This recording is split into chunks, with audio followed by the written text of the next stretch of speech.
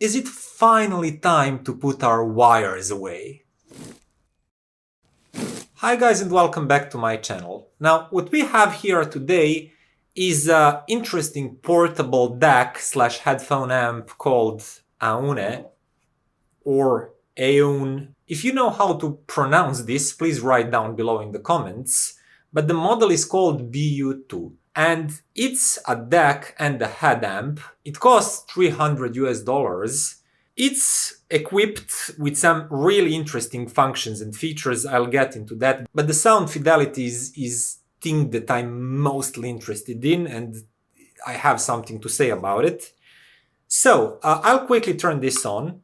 It's a battery-powered DAC/headphone amp, and because of that, you can charge it. You can see here in the back, there is a separate USB-C connector for charging it, but there is also a digital USB input that's for signal if you want to connect your phone and your DAC with a real physical wire, like a caveman. But also, you'll probably not see that because this little display is quite dim in this strong light. But in reality, it's quite readable. I think it's OLED. And if you actually click here, you go through some really basic menus and you can adjust volume by turning this knob. It's not always as easy, but I suppose that's good because that way you cannot accidentally turn your volume up or down in your pocket. You really have to reach into these cavities here and to change it. But more than volume, you can use this same knob and dial to actually change between wired connection and Bluetooth connection.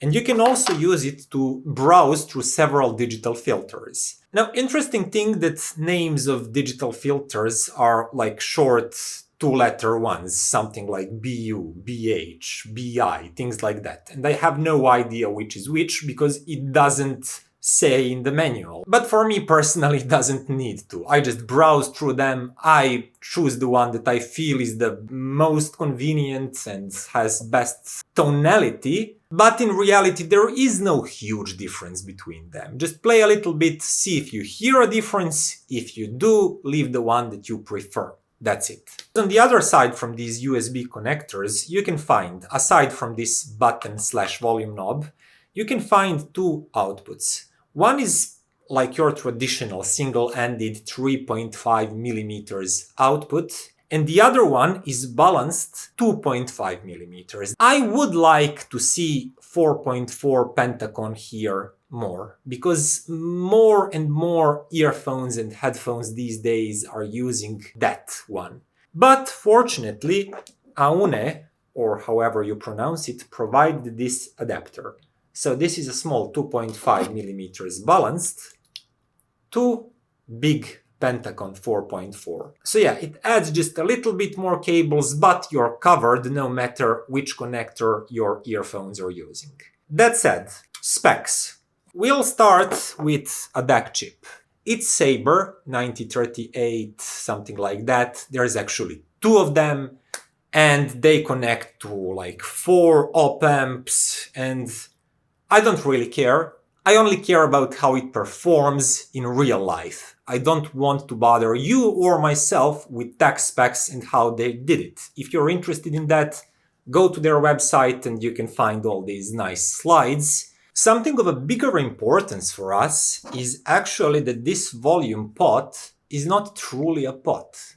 It's a volume control using resistors, like resistor ladder volume control, R2R. And that's important because on a really low volume levels with highly sensitive earphones, you will not experience any sort of channel imbalance. Because that can happen with a traditional pot, but not with these type of resistor networks. Aside from that, really short talk about power, because on paper it doesn't look like much really. It's around 100 milliwatts into single-ended output and around 200, 250 maybe into balanced output. And that doesn't sound that much, to be honest. It's in line with more powerful dongles out there. But and now we're getting to sound fidelity, it actually sounds like more.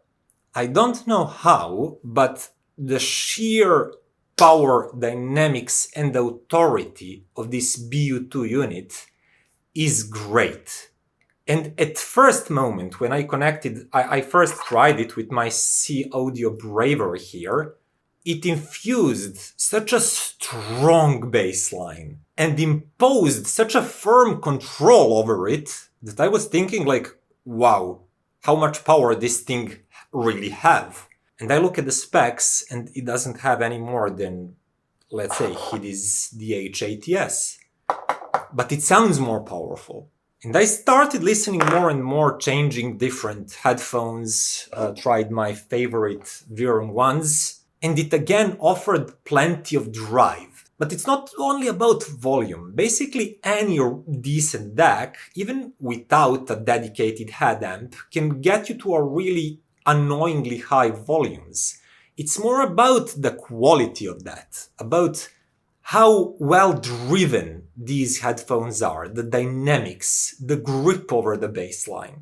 That's usually something reserved for higher powered gear, like desktop gear, for example. But BU2 here sounds more powerful than it really is. I don't know how is that happening, but its punch, kick, grip, firm grip over bassline, control, and just dynamics sound like it has more power than it really does.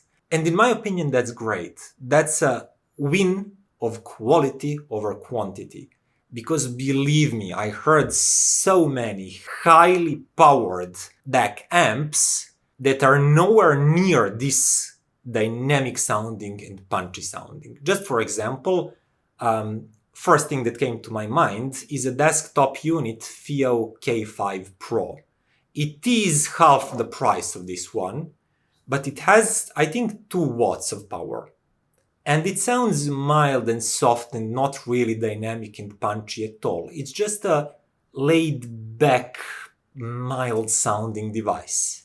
And this one feels like it's brimming with power and energy, even though it's not really. If you look at the tech specs and if you look on the paper, it does not have that amount of power, but it feels like it does. Aside from that, the tonality of it is a typical Sabre affair.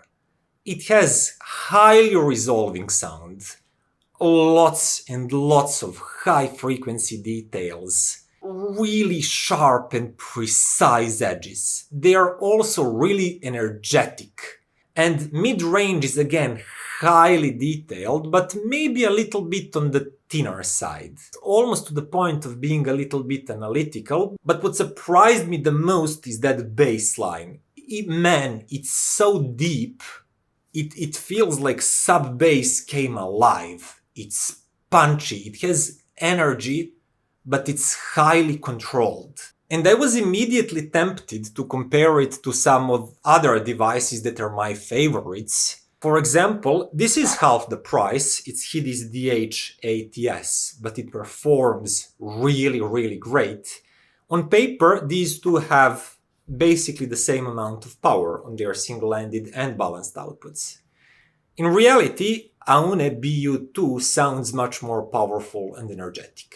It just does. Now, DH80s is tonally a little bit more to my taste. It has kinda more natural highs and mid-range, tamer, fuller mid-range. But when you switch to BU2, it has so much liveliness, dynamics, and bassline just comes alive. It hits, it kicks, there's so much slam in it that you immediately feel like, ooh, this is another level of a bassline. For the mid-range and highest frequencies, you again notice there are simply more details. It digs more details, it reveals more air from the recording, but it does sound a little bit more analytical while doing so.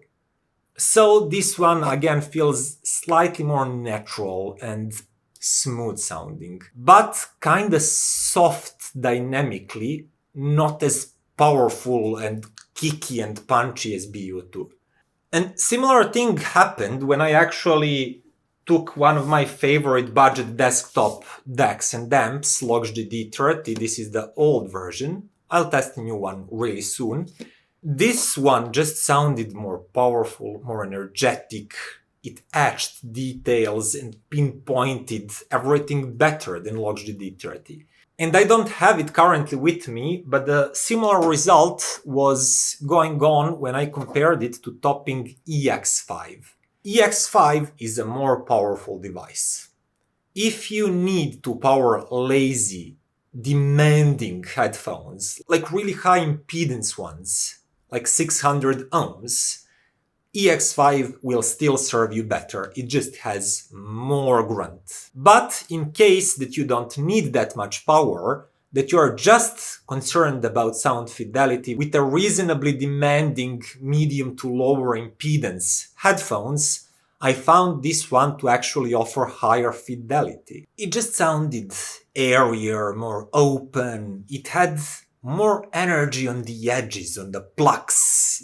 It didn't sound like a lower powered device at all. And as the last part of my test, I actually switched from USB connection, that was the one that I was explaining all this time, to a Bluetooth connection. And this one does not support LDAC, but aptX HD. So I connected it to my phone, I started listening.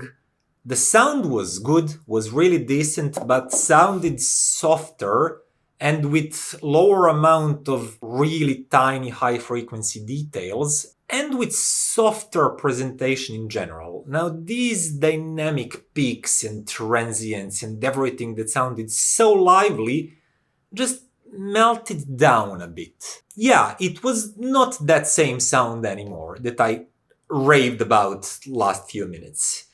At that moment, it resembled quite a lot to Hidizs DH80s, which is again still a really good sound. I really like this one, but you don't get that higher fidelity that I was talking about if you're using Bluetooth.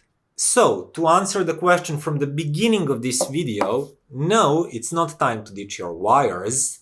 If you're a creature of convenience, well, at least if you consider convenience to have your battery drained faster and your smartphone battery drained faster and having worse sound fidelity in the process, then Bluetooth is a great addition to this device. If not, if you're a caveman, like I am, you can still use USB connection and get a really great sound fidelity from this one.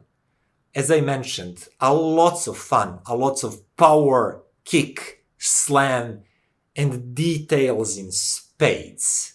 All of that in a form of a tonality that's very typical of a good Sabre DACs. That means analytical, highly detailed, snappy sounding, clear, crisp sounding, but as I mentioned, slightly on the analytical side of things. And last advice on that front is that I just wouldn't pair it with overly bright and analytical earphones and headphones. For example, Bravery here is typical V-shaped in-ear. It sounded great and lively and punchy with BU2, but it also sounded a little bit overly analytical for my taste. I was at all times aware that these higher spectrums like upper mid-range and highest frequencies are more prominent than I would like and not as full and lush again as I would like. With something like these planar VRM ones that have really rich mid-range and really rich tonality, I did not notice that at all. BU2 was a great match for these.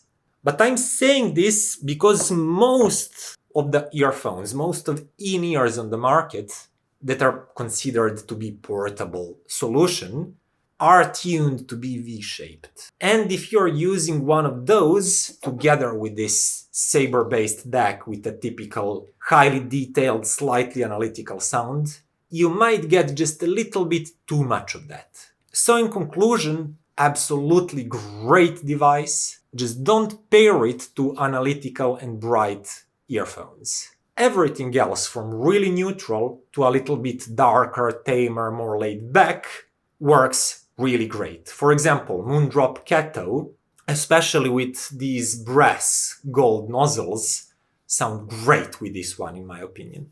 And with that, it's time to end this video. Now, if you liked it, then click that button. Also subscribe to the channel so you can see when I release new videos and new reviews immediately.